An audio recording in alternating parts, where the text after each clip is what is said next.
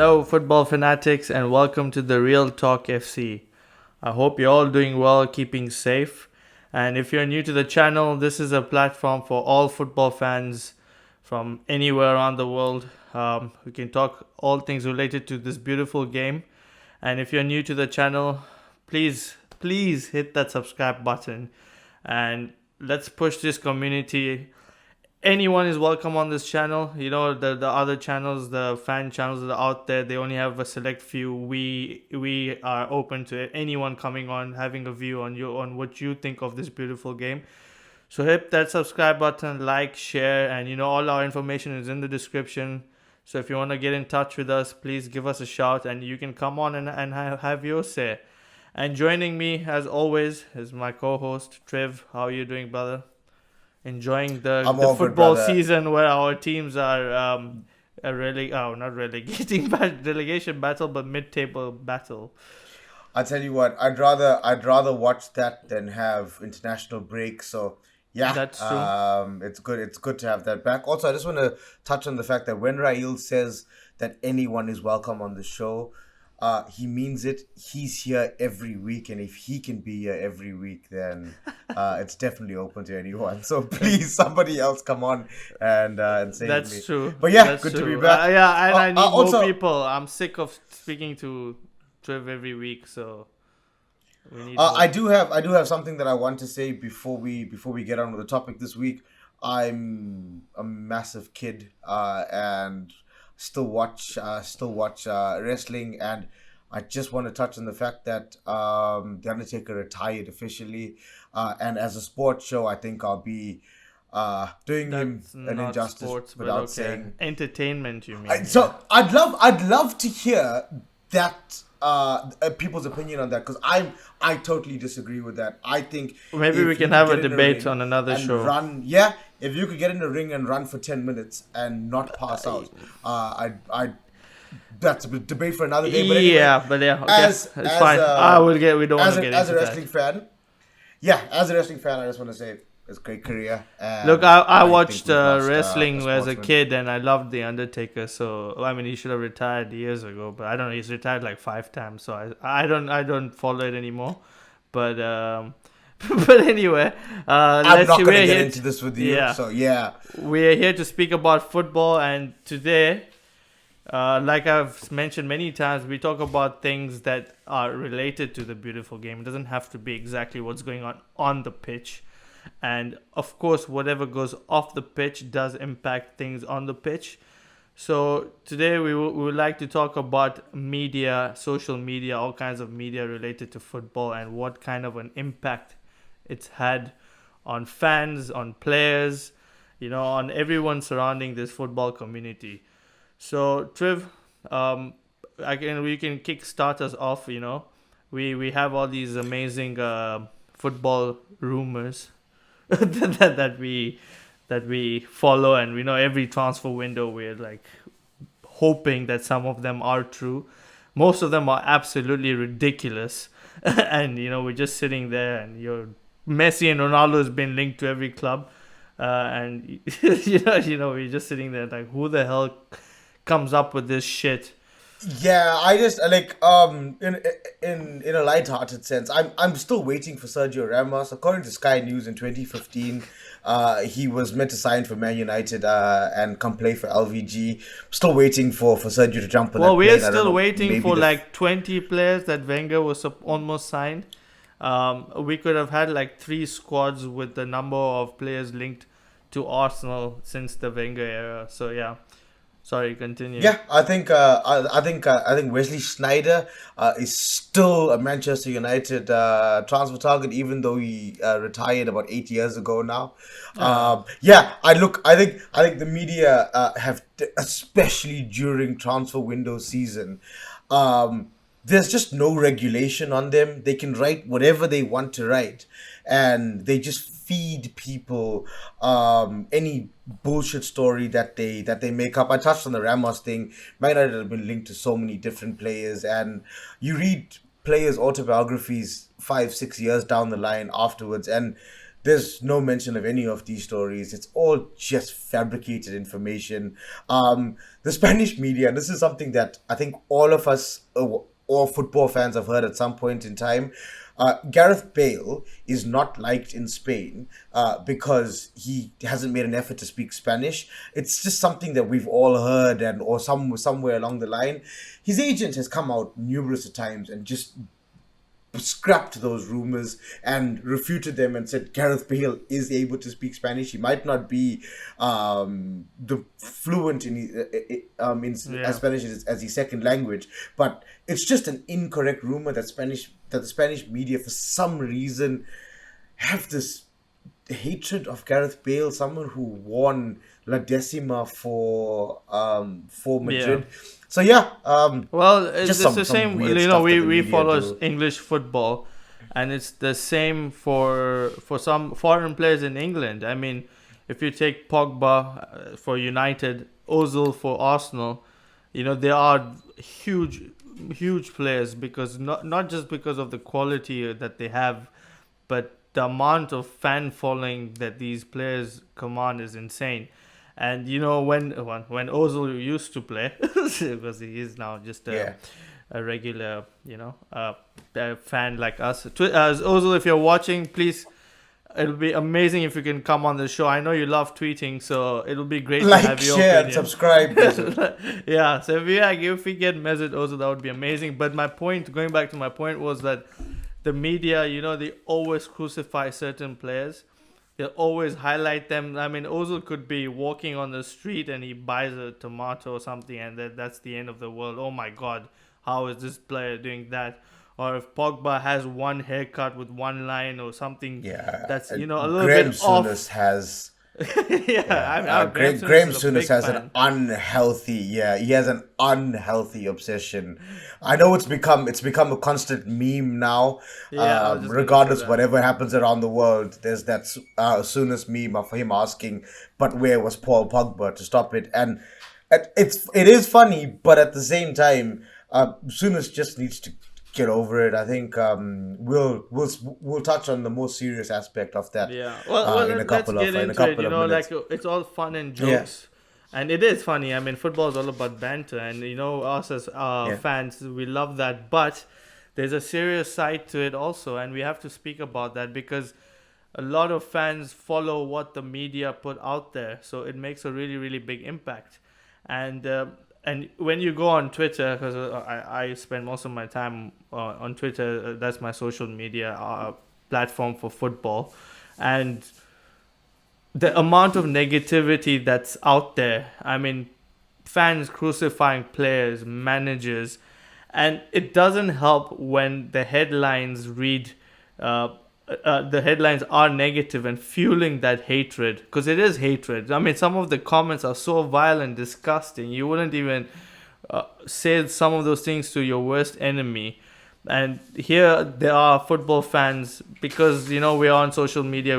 They hide behind a screen or a fake name or fake picture or whatever. They're hiding behind the screens and then just spewing this vile abuse to these players. But this is encouraged by the media because they get a lot of clicks and views and all of that, because when a headline reads Marcus Rashford buys his mom or whoever, or Raheem Sterling buys he bought his mom or someone like a house worth 200 million, and how can he do that? Basically the headline is so negative. And that basically fans jump on that, and they're like, yeah, you're not focused on football, you're focused on Hector Bellerin gets so much shit because he's into the fashion industry. He has one bad game, there'll be a headline, Bellerin was out on the weekend doing this fashion show, and now all the fans are like, yeah, that's why you're playing like shit, because you're there doing all these fashion things. You're not concentrating on football and blah, blah, blah. Maybe there is a little bit of truth to that, but there's no need for headlines to read in such a way that it fuels hate. I think I've said enough on that. Triv, what do you say? I'm sure you've seen plenty of examples like that. Yeah, look, it's it's done by the media so that people, it's this clickbait headlines. Exactly, clickbait. For example, we go back to the last World Cup. A couple of weeks before the last World Cup, Raheem Sterling was the best English player in the English Premier League. Pep Guardiola took somebody with raw talent and turned him into an absolute superstar during that period of time. And Completely. England should have been putting their hopes on Raheem Sterling, and instead, the English media decided to run with the story of some 63-year-old woman whose son was killed in a war. And I understand that lady's point of view. I'm not downplaying her emotions that she felt when she saw a gun tattoo or whatever it might be. To her, it felt like they were promoting violence. But basically, Yeah. Raheem Sterling was training. They took a photo of his gun tattoo on his right leg, and it's the headline that's the problem. The headline read, "That's gone too far," Yeah, and they I turned remember this that. into this negative thing. The first paragraph was all about how this poor lady was now going through PTSD because she had seen this gun tattoo. The last part of the article explains, oh, Raheem Sterling's dad had passed away due to gun Exactly. violence, and So the tattoo was about Sterling committing to himself that he'll never go down that route. His gun tattoos on his right foot is which he scores goals with. Not so much these days, but anyway, Raheem. yeah. And it took two lines for the truth of the article, and the other 98% of the article was filled with Piers Morgan and Bruno Frank, some English boxer, just spewing hatred about Raheem Sterling. It made It no is sense. And because you're on Raheem Sterling, right? Now let's stick on him because the poor guy has had a lot of shit spewed at him, right? And I know this is a sensitive topic, but he's spoken about it, and we should speak about it too. And he's said that the media, the media outlets, they fuel racism. So I remember most of you will know this, right? Was it a year ago, a few years ago? Well, him and Phil Foden, I spoke about earlier, bought houses for their mums. Now look at the contrasting headlines, right? Young Manchester City footballer, age 20, on £25,000 a week, splashes out on mansion on market for £2.25 million, despite having never started a Premier League match. That's the first headline. Second headline, Manchester City starlet Phil Foden buys new £2 million home for his mum. Look at the difference. The first one was for Sterling, and the second one was for Foden. Exactly the same age, play for the same club, and he spoke about this, Raheem Sterling himself. He said that newspapers out there, they have been fueling racism because there is a complete contradictory headline for two players of the same age, playing for the same club with the same talent, doing the same thing, buying their house for their mom or their family, but the headlines are completely different. So again, you are media outlets out there. We all know what you're doing, and you know what you're doing, right? I know they come out and they say, nah, it's taken out of context, blah blah blah. No, that's a fucking headline.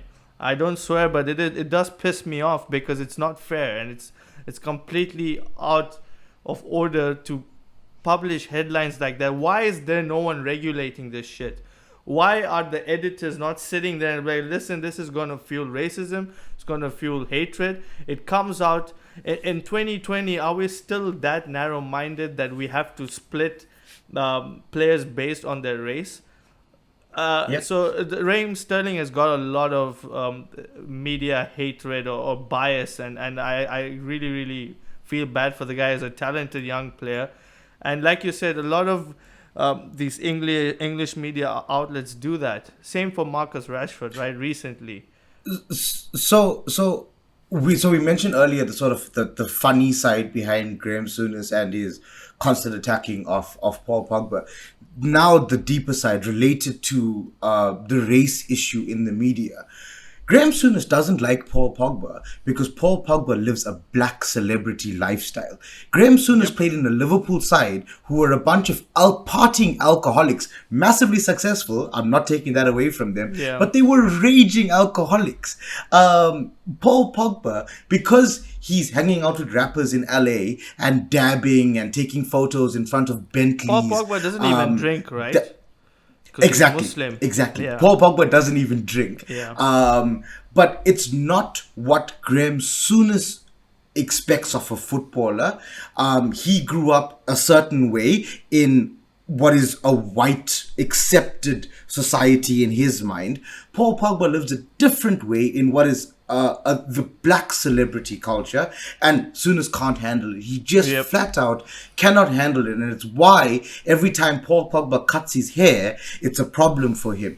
Souness needs to take a step back and realize that on Wednesday night when he was getting drunk, he was still going on Saturday and winning football matches. It's not about Paul Pogba cutting his hair, it's about you, Graham Souness, taking a step back and realizing that somebody can live a different lifestyle to the one that you lived, and they can still be on the right track. I'm not Paul Pogba's performances haven't been fantastic. That's not what this is about. This is about him as a human being, and Graham Souness just flat out not accepting that somebody else can live a different lifestyle to the one that he wants them to live and still be good at something. So yeah, much along the lines of the media, Graham Souness massive part of that, and just like you mentioned, it's fueling this racial divide in sports, and it's just not okay. And especially when footballers and the Premier League are taking the knee before every kickoff in support of racial equality in sports, and then you have the media before and after games fueling racial inequality in sports. It doesn't fly, and I think clubs need to take a little bit stricter measures on this. I think people like Graham Souness shouldn't be allowed onto channels. I know Roy Keane is now being called into the spotlight because of his comments regarding Kyle Walker and calling him stupid on national TV. If you're going to highlight that as an association, then highlight other aspects. Well, Graham of it as Souness, well. I was watching this live, right? I can't remember what game it was. Obviously Liverpool were playing someone, and obviously they won. And I don't know, I can't remember, but he made a comment about South American players being theatrical and diving, and he kept on mentioning South Americans do this, these South Americans do that. But I was watching this, and then at the end, the host had to say, we apologize for, basically stereotyping South Americans. He's doing it on live TV, and the guy comes on again the week after. How is there no action taken for this? Like, I understand stereotypes come from somewhere, but you're on live on TV, man. There's kids watching. There's so many people watching you. You're supposed to be a role model. Also, we watch Harry Kane go down every week. Exactly. I'm not attacking players because I'm not attacking players because it's not like the laws have led players towards going down easily. Yeah. That's a video for another day. But it's not just stereotyping. It's false stereotyping. It's this mindset of an old man who refuses to open his eyes and see what's in front of him. He's bitter because of what happened to England previously against South American teams. Yep, exactly. And he can't get away from that. He just can't get away. He can't get away from his racial blindness. Your job as a pundit or in media is supposed to you're supposed to be non-biased, and you're supposed to send a role model for people watching. Otherwise, why am I not on there? Why aren't you on there? I mean, if anyone with a football brain can come speak shit on media, then all of us should be on there, right? So just because you played football doesn't mean that you should be on media or on TV talking about it. You can do that in your own. We're all doing podcasts. You can start your own and talk as much shit as you want on there. And people who like that will come watch that shit. But you can't do it on mainstream media where everyone's watching. Yeah. And let's move on from that. We've hammered Graham Souness enough. I'm sure if he's watching, Graham, you should learn something. We are living in 2020, so get on with the times.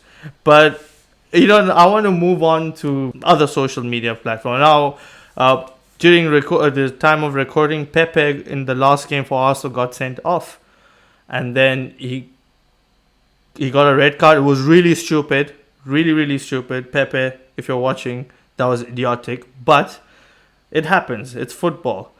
There is no need for any fan to go and give him abuse and hate and racially abuse him. And Arsenal had to put out a statement saying we're going to find the people who are racially abusing.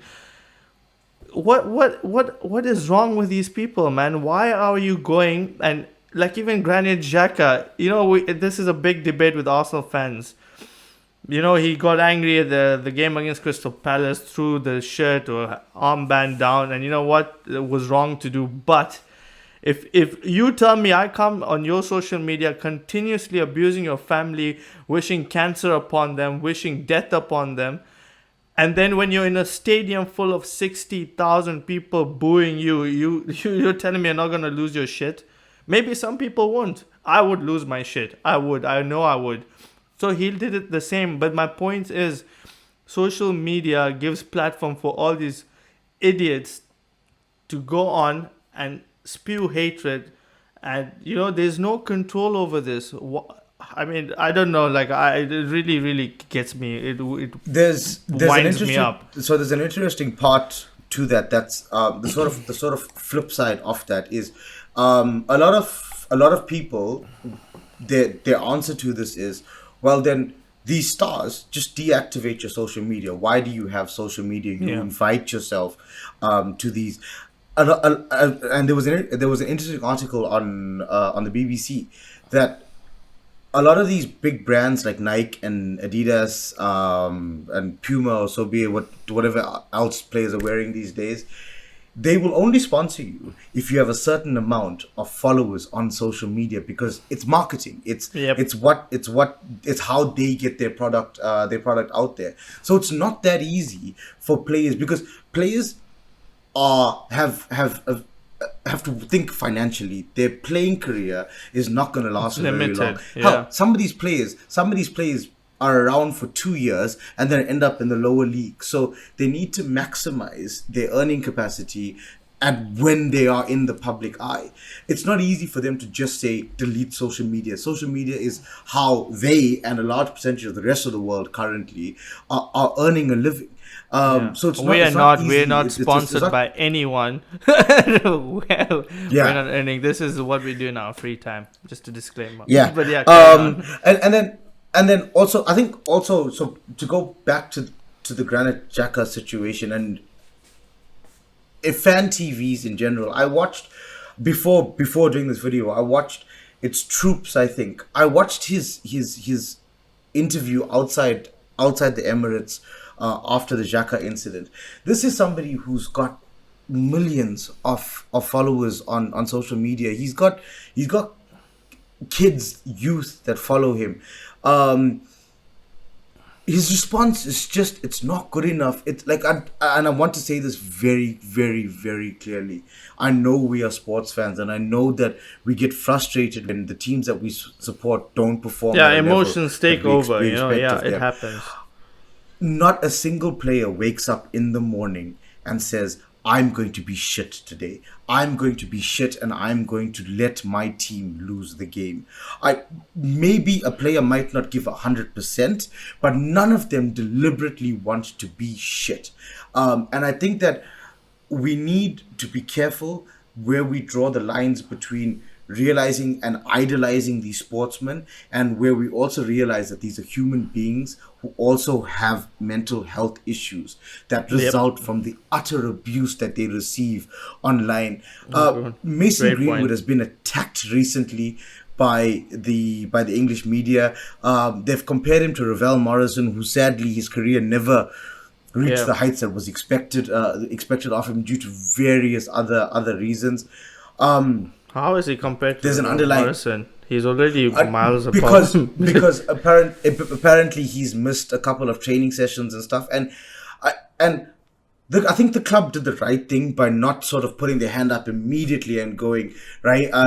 Mason Greenwood had personal issues and he needs to deal with them. They sort of just ignored it until it got to a point where Solskjaer then had to bring it up in a press conference and say that we have given him time away from the club. It's not that we've kicked him out of training. It's not that he's been late for training. All of the bullshit that has been printed in the media. It's a 18-year-old boy who's been going through mental health issues, who, like everyone else, deserves the opportunity to just take time away and recover mentally from what it is that they've been going through. And the media do not give these players.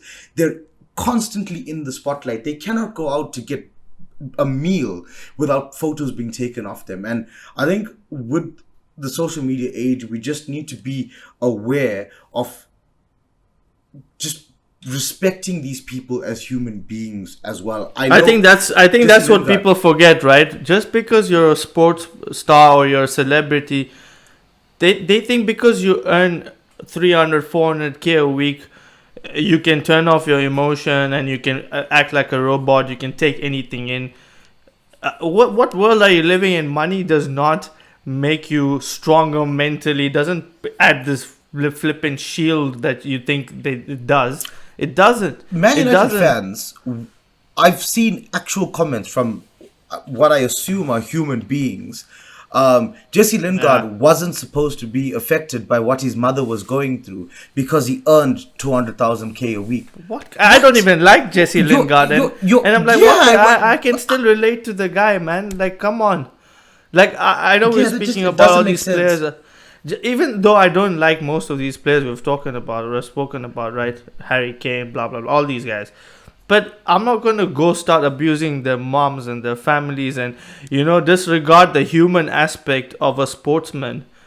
Like, if someone's going through something, man, it's all about being compassionate. Even though you're a football fan, and I know it's difficult, especially when your team is playing like absolute shit, right? You can criticize. Look, I watch fan channels. And there's people on there who are really good, and they come and they discuss tactics, right, from a tactical point of view, and they say, Arteta should have done that. No problem with that. And if a player has a bad game, you can say, oh my, Aubameyang was really crap today. He's a really great player, but he was absolutely crap today. And you know what? Yeah. Aubameyang and Lacazette themselves have actually told fan channels that, like, they are close to some of these people, like Aubameyang and Troops you mentioned. They're like homies, and he's mentioned to them that we don't mind you guys criticizing us. That's part of football. Yes, as sportsmen, you need to learn the constructive criticism. Yeah. Abuse and abusing families and wishing death and cancer and, like, what the fuck, man? Come on. Yeah. Like, seriously, get your shit together, man. Like, these are real people. It's just so pissing off. And I think the worst part about all of this, and it's sort of the last thing that I wanted to address about the media, and I think this is the most important part of it all. All of this hatred, not all of it, let's say 90% of this hatred, 90% of this abuse that clubs and players face online is based on lies. It's based on utter lies. The media they need you to go to their website in order for them to earn a paycheck at the end of the month. I've just got a couple of examples here, very recent examples. Number one, Sky News, this massive sports agency, this massive news agency. Steve Parish, the owner of Crystal Palace. They ran an article saying that Ryan Brewster, that Palace were in talks to buy Ryan Brewster. On Twitter, Steve Parish came out and said, these rumors are false. Please, can you remove the article? Sky amended the article. They did not remove the article. They amended it to say because they would look like idiots if they removed it. Yeah. So they tweak something very minute, and I think it basically changed from they're rumored to be interested, not that they have started negotiations, which is what they said initially. Steve Parish then tweeted them again saying, if you're not going to leave it alone, I'm not going to leave it alone. Please take down this article. It's incorrect. Brewster then went on to sign for Sheffield United. And Yep. so the reason that sort of stuff is utter bullshit is because stupid fans then jump on, and I think Parrish understands this. Stupid fans will then jump on the back of Crystal Palace management. And why board didn't you members sign him? And say that, why didn't you sign him? Exactly. And then the media That happens at created this, Arsenal and then, all the time. All those Exactly, players and then- we mentioned in the beginning, we're still yet to sign Karim Benzema or Higuain. Yeah. But there's no basis to those stories. And sometimes, I know that agents, because they want to, maybe they're negotiating a contract for the player, they go feed these media outlets so that the players can get a better deal. But I don't think that's the case. That's not in all cases, right? Sometimes It's that ridiculous. happens, They but some of create it is stories. absolute, from thin air. Just like, or they put two and two together. Let's say I also need a creative midfielder, and then you see OR. I know this was true, but I'm just taking an example. Is playing really well, and then they're like, oh yeah, Arsenal are linked with this player. No, we're not. It's just because we need a player in that position, and there's a player out there who's playing well. Doesn't mean that we want him. Maybe he doesn't fit the system Arteta wants to play, And, the worst part for me is that they create a story and then they write a follow-up story about story that they created. Are you guys crazy? That is you would put someone in a mental institute for doing stuff like that. You've created an imaginary thing and then you're commenting on that imaginary thing as if it was real. It's just pure craziness. And then there's fans out there that then hurl abuse at these clubs, hurl abuse at these players based on something that the media have just brought out of thin air and put it into, because it's in black and white. Everything on the internet is real, right? Yeah, Everything that's There's on the no internet gray has area, to be, right. real. I want to mention this thing, right? And especially with the Arsenal fans. And while we're on this topic, I just want to put it in there. Everything is a divide. It's either yes or no. You're either Arteta in, Arteta out. You're either Ozil in, Ozil out. Wenger in, Wenger out. Same with Oli in, Oli out. Why can't you have a balanced opinion? I am there on the balance. Look, I like Arteta. He's shown promising signs, but I'm questioning a lot of things. We've been playing like shit. We're not scoring goals. You're a manager. It's your job to get the best out of the players. So I'm going to question him, but I'm not going to go shout Arteta out. He's out of his depth. He's blah, blah, blah, blah. You need time for this shit. And it goes with everything in life. There needs to be a balance. You can't be sitting on one side or the other. You can be on the fence where there is room to be on the fence. Arteta and Oli are on that fence. I think there's a lot of fans out there who are not sure about these managers. But the thing is, they're young managers. They need time. And if you don't give them the time and you start pushing all this hatred on them, then how the hell are they going to... And, we think that football players and managers don't read. I mean, we give the Xhaka example. They read these comments. It does affect them. If a player is out of form, is so low on self-confidence, and you go absolutely hammer him, what do you think that's going to do to the player? You support that team. You support those players, and then you're abusing them and wishing death upon them. How does that help you as a football club? Football fans are the most important part of any club. And if you're so negative and there's so much negativity, that adds to the shit. That's why United and Arsenal are doing bad. I know there's a lot of problems off the pitch, right? But us as fans also have a responsibility. If we keep on adding to the shit that's already there with our clubs, that's not going to help anyone. I just want to say, if you're in any media outlet, you have any kind of influence, right? If you're on newspapers, social media influencer, whatever you are, fan channels, it's your responsibility.